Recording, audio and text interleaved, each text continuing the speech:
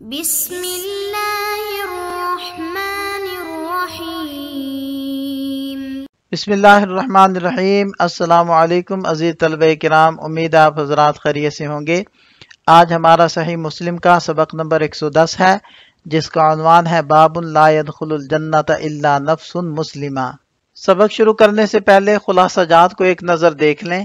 وبی قال حدثنا قتيبة بن سعيد قال حدثنا يعقوب وهو ابن عبد الرحمن القاري حي من العرب عن أبي حازم عن سهل بن سعد الساعدي أن رسول الله صلى الله عليه وسلم التقى هو والمشركون فاقتتلوا، فلما مال رسول الله صلى الله عليه وسلم إلى عسكره ومال الآخرون إلى عسكرهم، وفي أصحاب رسول الله صلى الله عليه وسلم رجل لا يدع لهم شاذة إلا اتبعها يضربها بسيفه، فقالوا ما أجزأ منا اليوم أحد كما أجزأ فلان، فقال رسول الله صلى الله عليه وسلم أما إنه من أهل النار، فقال رجل من القوم أنا صاحبه أبدا، قال فخرج معه كلما وقف معه وإذا أسرع معه، قال فجرح الرجل جرحا شديدا فاستعجل الموت فوضع سيفه بالأرض وذبابه بين ثدييه ثم تحامل فقتل نفسه، فخرج الرجل إلى رسول الله صلى الله عليه وسلم فقال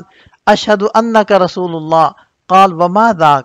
قال الرجل الذي ذكرت آنفا أنه من أهل النار، فأعظم الناس ذلك، فقلت أنا لكم به، فخرجت في طلبي حتى جرح جرحا شديدا فاستعجل الموت فوضع نسل سيفه بالأرض وذبابه بين ثدييه ثم تحامل عليه فقتل نفسه، فقال رسول الله صلى الله عليه وسلم عند ذلك إن الرجل ليعمل عمل الجنة فيما يبدو للناس وهو من أهل النار، وإن الرجل ليعمل عمل النار فيما يبدو للناس وهو من أهل الجنة۔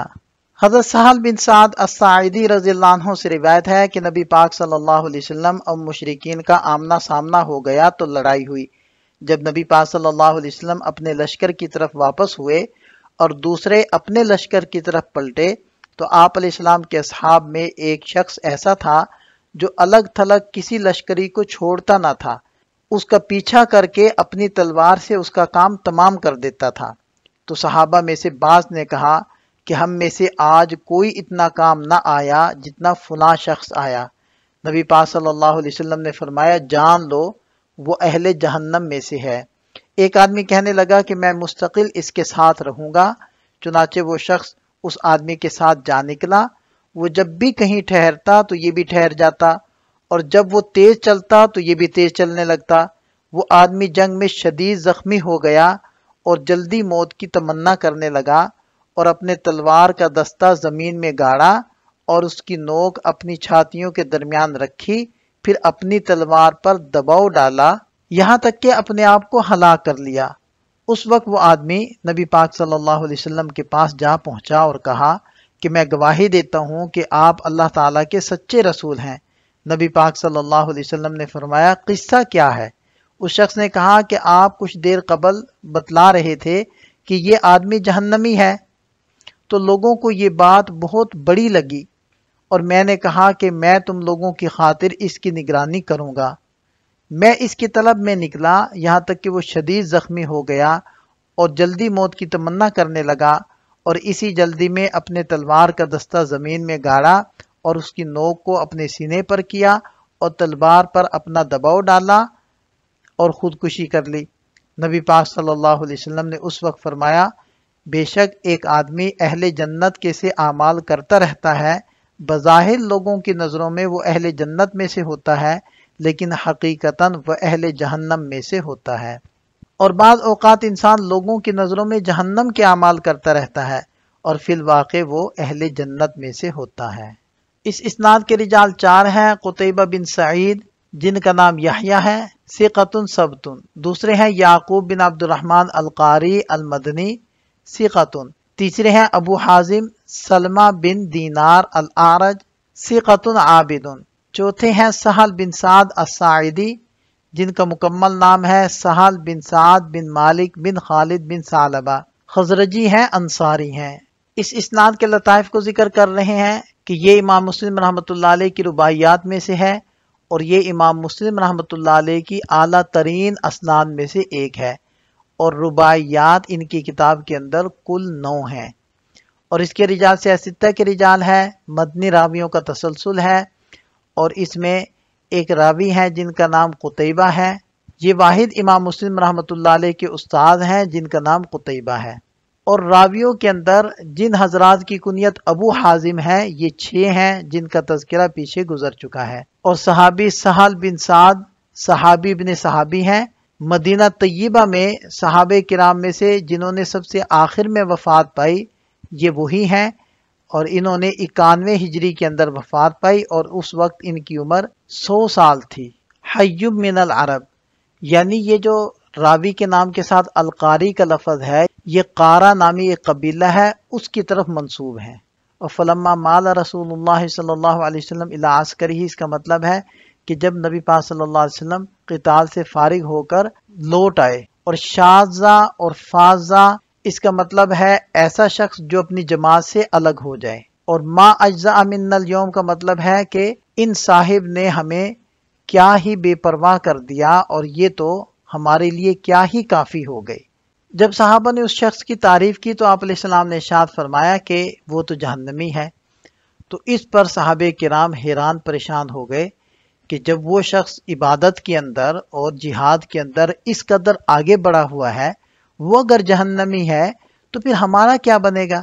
تو قوم میں سے ایک شخص نے کہا، اور وہ شخص تھا اکتم، اس نے کہا کہ انا صاحبہ، یعنی میں ان کے ساتھ رہوں گا، چپکے چپکے سے ان کو لازم پکڑے رکھوں گا تاکہ میں اس کے جہنمی ہونے کا سبب معلوم کروں، کیونکہ نبی پاک صلی اللہ علیہ وسلم نے اس کو اہل النار سے فرمایا ہے تو یقیناً اس کا کوئی عجیب سبب ہوگا۔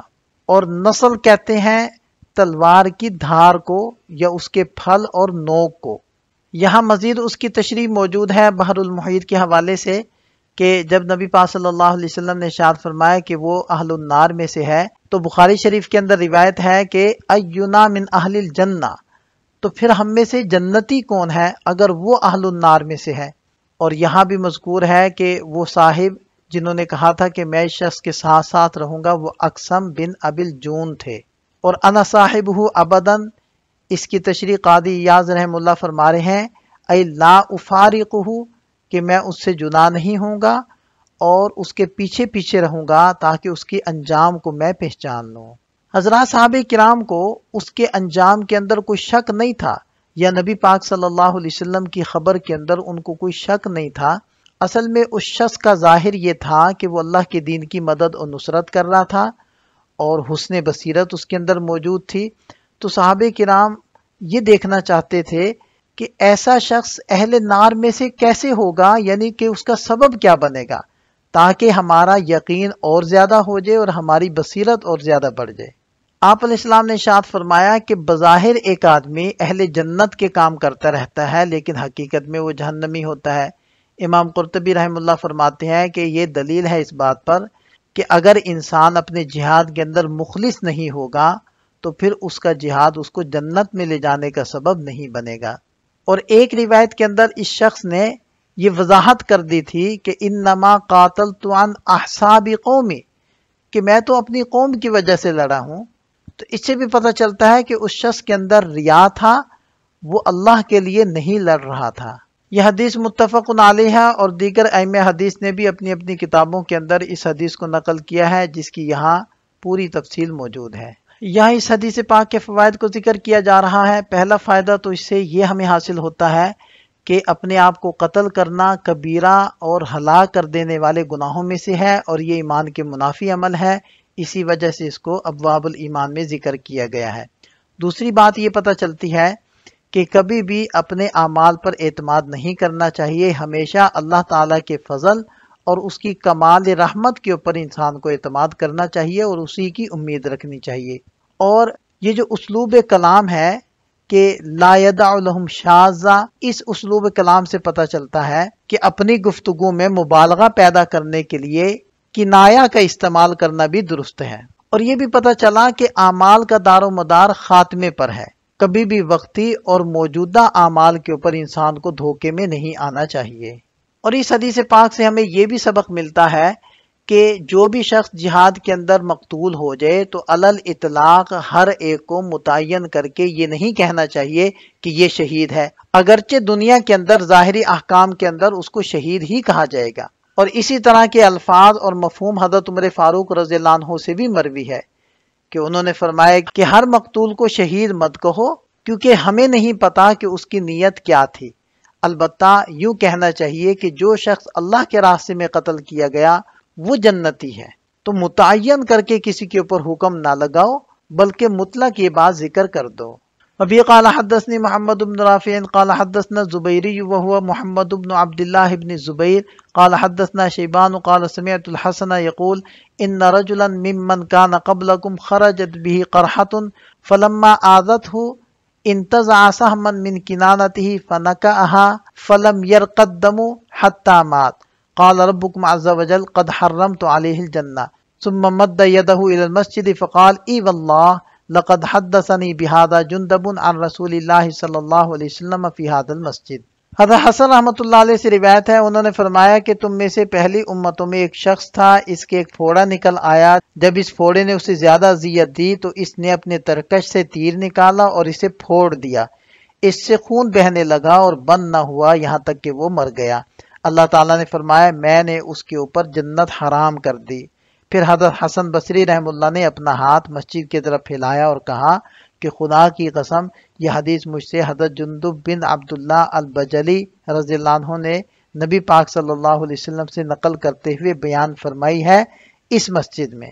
اس اسناد کے رجال 5 ہیں، محمد بن رافع نیشا پوری، الزبیری محمد بن عبداللہ بن زبیر، اور تیسرے ہیں شیبان بن عبد الرحمن، اور چوتھے ہیں حسن بن ابی الحسن، اور 5ویں ہیں جندب بن عبداللہ البجلی جن کا نام تھا جندب بن عبداللہ بن سفیان البجلی، صحابی رسول ہیں، 60 ہجری کے بعد ان کی وفات ہوئی۔ یہاں اس اسناد کے لطائف کو ذکر کیا جا رہا ہے، یہ امام مسلم رحمۃ اللہ علیہ کی خماسیات میں سے ہے، اس کے رجال سیاستہ کے رجال ہیں، اور اس میں تحدیث اور سماع کا تسلسل ہے، اور اس میں شیبان النحوی یہ نحوہ کی طرف منسوب ہے، یہ ازد کا ایک قبیلہ تھا، یہ علم النحو کی طرف منسوب نہیں ہے۔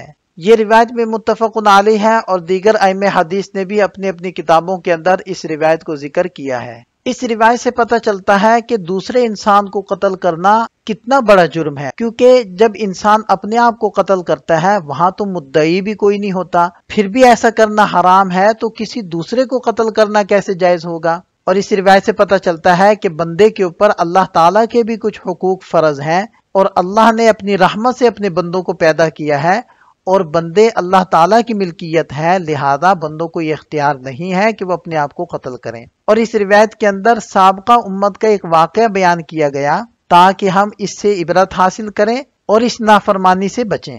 اور اس سے یہ بھی پتہ چلتا ہے کہ اگر نبی پاک صلی اللہ علیہ وسلم سابقہ شریعت کے کسی حکم کو ہمارے سامنے بیان کر دیں اور اس شریعت کے اندر اس کا کوئی معارض نہ ہو تو پھر اس حکم کو قبول کیا جائے گا۔ اسی طرح اس حدیث پاک سے صبر کی فضیلت بھی پتہ چلتی ہے کہ جب انسان کو کسی بھی طرح کی تکلیف اور مصیبت پہنچے تو اس کو چاہیے کہ وہ صبر کرے اور اپنے آپ کو ایسے اسباب سے بچائے جو اسباب اس کو ہلاکت تک پہنچانے والے ہوں۔ اور اس سے یہ بھی پتہ چلا جو مبادیات انسان کو قتل تک پہنچائیں ان کے اوپر قتل کا حکم ہی لگتا ہے۔ اور اس حدیث پاک سے یہ بھی ہمیں پتہ چلتا ہے کہ حدیث بیان کرنے کے اندر محدثین کس قدر احتیاط سے کام لیتے تھے کہ وہ کیفیت بھی نقل کرتے، اس جگہ کو بھی ذکر کرتے کہ جس جگہ انہوں نے محدث سے یہ حدیث لی تھی تاکہ ان کا سامع پوری تسلی کے ساتھ ان کی روایت کو قبول کرے۔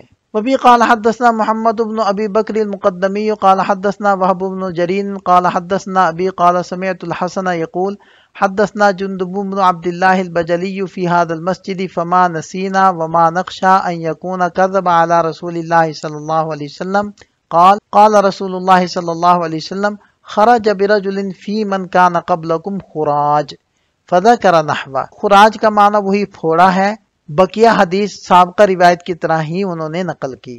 اس اسناد کے رجال 5 ہیں، محمد بن ابو بکر المقدمی ثقۃ، وہب بن جریر بن حازم ثقۃ، اور ان کے والد گرامی جریر بن حازم۔ بقیہ 2 حضرات کا تذکرہ سابقہ سند میں گزر چکا ہے۔ یہ ان احادیث سے حاصل ہونے والے فوائد کا خلاصہ ہے۔ یہاں بھی چند فوائد کو ذکر کیا گیا ہے۔ یہاں ہمارا سبق مکمل ہو جاتا ہے۔ ایک نظر خلاصے کو دیکھ لیں۔ یہ سبق سے متعلق چند سوالات ہیں، ان کے جواب تحریر کریں۔ ملتے ہیں نئے سبق کے ساتھ۔ اللہ تعالیٰ ہم سب کا حامی و ناصر ہو۔ دعا میں یاد رکھیے گا۔ السلام علیکم۔